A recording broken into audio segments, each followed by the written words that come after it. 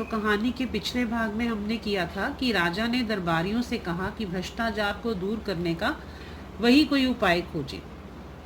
तो वो कोशिशों में लग गए और एक दिन दरबारियों ने राजा के सामने एक साधु को पेश किया और कहा, महाराज, एक कंदरा में तपस्या करते हुए इन महान साधक को हम ले आए हैं।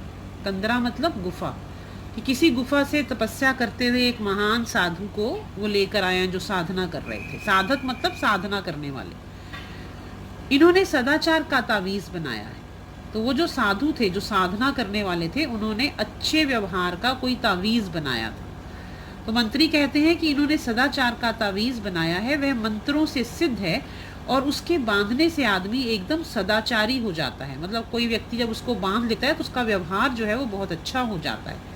साधु ने अपने झोले में से तावीज निकालकर राजा को दिया। राजा ने उसे देखा, बोले, हे साधु, इस तावीज के विषय में मुझे विस्तार से बताओ, मतलब पूरी तरह से बताओ। इससे आदमी सदाचारी कैसे हो जाता है? साधु ने समझाया, महाराज, भ्रष्टाचार और सदाचार मनुष्य की आत्मा में होता है, बाहर से नहीं आता। और ये बात सत्य है विद्यार्थियों कि भ्रष्टाचार और सदाचार मतलब अच्छा आचरण और बुरा आचरण, ये हर मनुष्य में ये दोनों ही चीजें होती हैं। विधाता जब मनुष्य को बनाता है तब किसी की आत्मा में ईमानदारी की कल फिट कर देता है। कल मतलब पुर्जा, इंस्ट्रूमेंट, मशीन। ये किसी की आत्मा में ईमानदारी की मशीन फिट कर देता है और किसी की आत्मा में बेईमानी की। इस कल में से मतलब इस मशीन में से ईमान या बेईमानी के स्वर निकलते हैं जिन्हें आत्मा की पुकार कहते हैं। आत्मा की पुकार के अनुसार ही आदमी काम करता है। प्रश्न ये है कि जिनकी आत्मा से बेईमानी के स्वर निकलते हैं उन्हें दबाकर ईमानदारी के स्वर कैसे निकाले जाएं। मैं कई वर्षों से इसी चिंतन में लगा हूँ। अभी मैंने यह सदाचार का तावीज बनाया है। जिस आदमी की भुजा पर मतलब बाजू पर यह बंधा होगा वह सदाचारी हो जाएगा। मैंने कुत्ते पर भी प्रयोग किया है। यह तावीज गले में बांध देने से कुत्ता भी रोटी नहीं चुराता। बात यह है कि इस तावीज में से भी सदाचार के स्वर निकलते हैं, मतलब अच्छे आचरण के स्वर निकलते हैं। जो व्यक्ति इसको पहन लेता है उसके अंदर से उसकी जो आत्मा की आवाज़ है वो अच्छे व्यवहार की तरफ उसको ले जाती है। जब किसी की आत्मा बेईमानी के स्वर निकालने लगती है तब इस तावीज की शक्ति आत्मा का गला घोंट देती है और आदमी को तावीज के ईमान के स्वर सुनाई पड़ते हैं। वह इन स्वरों को आत्मा की पुकार समझकर सदाचार की ओर प्रेरित होता है। यही इस तावीज का गुण है महाराज। तो मतलब कहने का मतलब है कि जिस व्यक्ति में बुराई ज्यादा है वो भी ये तावीज पहनकर, साधु कहते हैं कि उसकी बुराई जो है वो खत्म हो जाती है और उसकी अच्छाई जो है वो उभर कर सामने आ जाती है। दरबार में हलचल मच गई। दरबारी उठ उठकर तावीज को देखने लगे। राजा ने खुश होकर कहा, मुझे नहीं मालूम था कि मेरे राज्य में ऐसे चमत्कारी साधु भी हैं। महात्मन, हम आपके बहुत आभारी हैं। आभारी हैं मतलब बहुत थैंकफुल हैं, बहुत धन्यवादी हैं। आपने हमारा संकट हर लिया। हम सर्वव्यापी भ्रष्टाचार से एक कारखाना खोल देते हैं। आप उसके जनरल मैनेजर बन जाएं और अपनी देखरेख में बढ़िया तावीज बनवाएं। इस भ्रष्टाचार को हटाने के लिए हम एक फैक्ट्री खोल देते हैं और आप उसके जनरल मैनेजर बन जाएं, राजा कहते हैं, और अपनी देख रेख में ये बढ़िया तावीज बनवाएं। एक मंत्री ने कहा, महाराज, राज्य क्यों इस झंझट में पड़े? मेरा तो निवेदन है कि साधु बाबा को ठेका दे दीजिए, वे अपनी मंडली से तावीज बनवाकर राज्य को सप्लाई कर देंगे। मतलब कि दरबारी जो हैं वो इतना भी काम नहीं करना चाहते, अपने सिर पे कोई जिम्मेदारी नहीं लेना चाहते। वो कहते हैं कि साधु और उनकी मंडली तावीज बना दे और हमारे ऊपर कोई मुश्किल या परेशानी ना आए। राजा को यह सुझाव पसंद आया। साधु को तावीज बनाने का ठेका दे दिया गया। उसी समय 5 करोड़ रुपए कारखाना खोलने के लिए पेशगी मिल गई। पेशगी मतलब एडवांस, अग्रिम राशि। राज्य के अखबारों में खबरें छपी, सदाचार के तावीज की खोज, तावीज बनाने का कारखाना खुला। लाखों तावीज बन गए। सरकार के हुक्म से हर सरकारी कर्मचारी की भुजा पर एक एक तावीज बांध दिया गया। हर सरकारी कर्मचारी की बाजू पर एक एक तावीज बांध दिया गया। भ्रष्टाचार की समस्या का ऐसा सरल हल निकल जाने से राजा और दरबारी सब खुश थे। सरल मतलब आसान। एक दिन राजा की उत्सुकता जागी।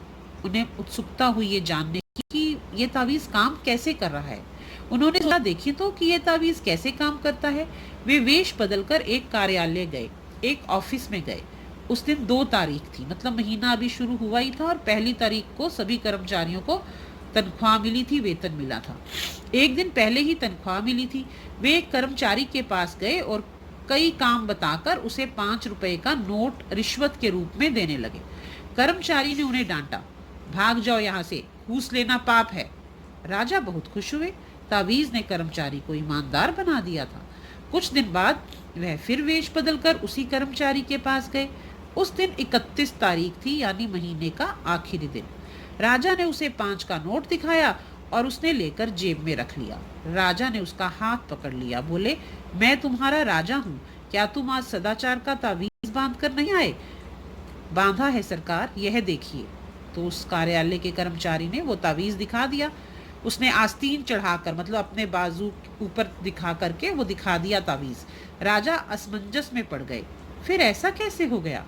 उन्होंने तावीज पर कान लगा कर सुना। तावीज में स्वर निकल रहे थे, अरे आज 31 है, आज तो ले ले।